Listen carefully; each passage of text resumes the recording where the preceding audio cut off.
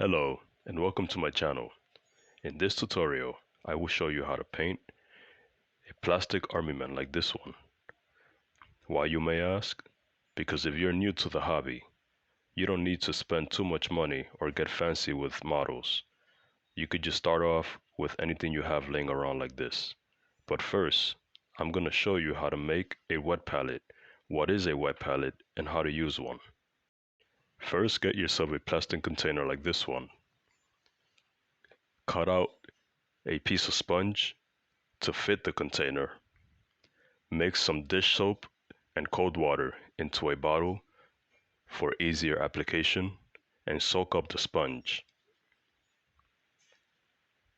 Make sure that the water is aligned with the sponge, and then take a piece of parchment paper, cut it to the size, and place it down on top of the sponge.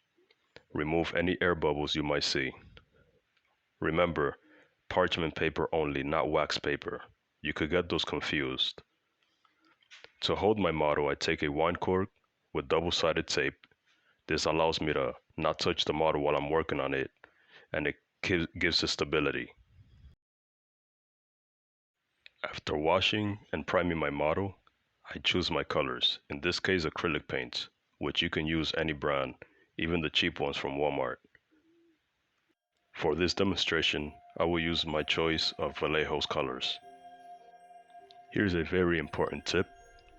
Before you even prime the model, make sure you scrub it well with cold water and dish soap and a toothbrush.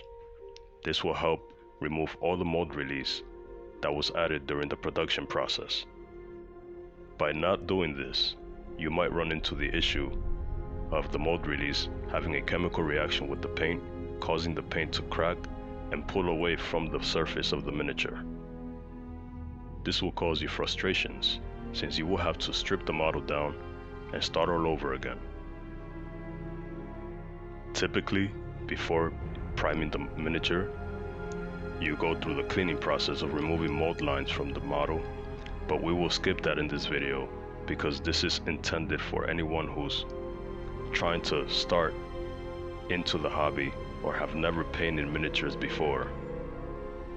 The goal here is to encourage you to just pick up the model, put some paint on it, and get the feel for it, and learn how to enjoy it. Most importantly, have fun.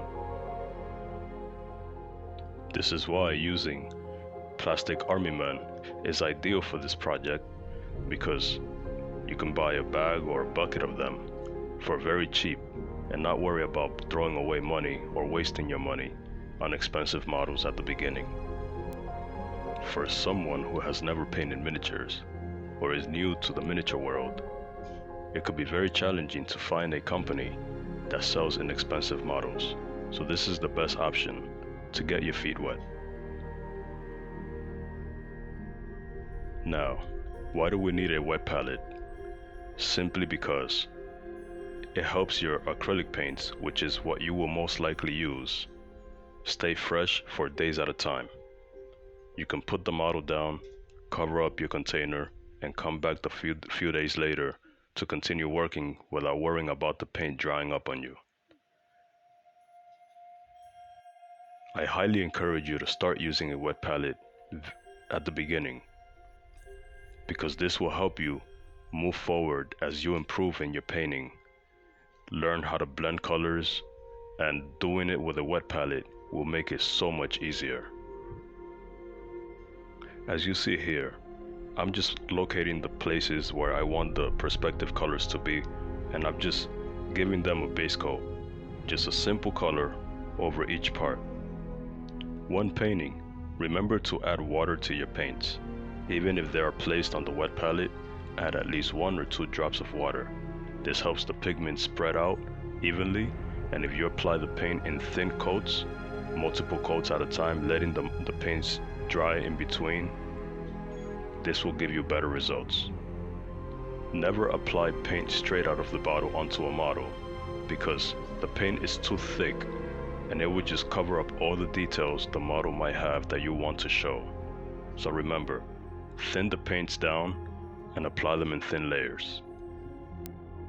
Regarding the brush, I will leave a link on the description below of a pack of brushes that you can start with.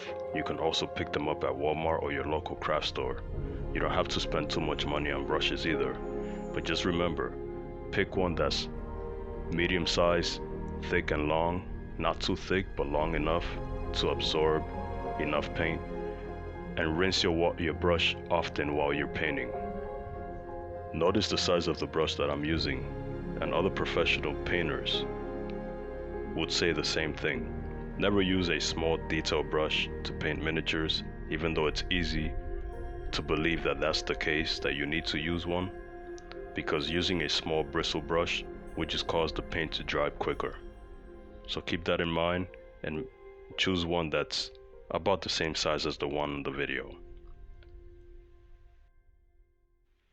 One quick thing to mention, if you go back and you notice your wet palette is dry, just simply add more water. The intention of this video is not to encourage complacency. I advocate highly on improvement, but this is for those of you who want to start off and enjoy the craft at the beginning. This is the best way to start.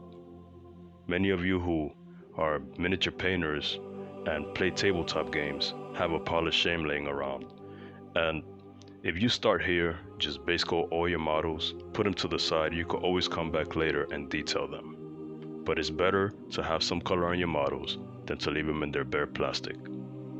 I highly encourage you to try this. You don't have to be an artist. Anybody can do this. Thank you for watching, and I'll see you guys on the next episode.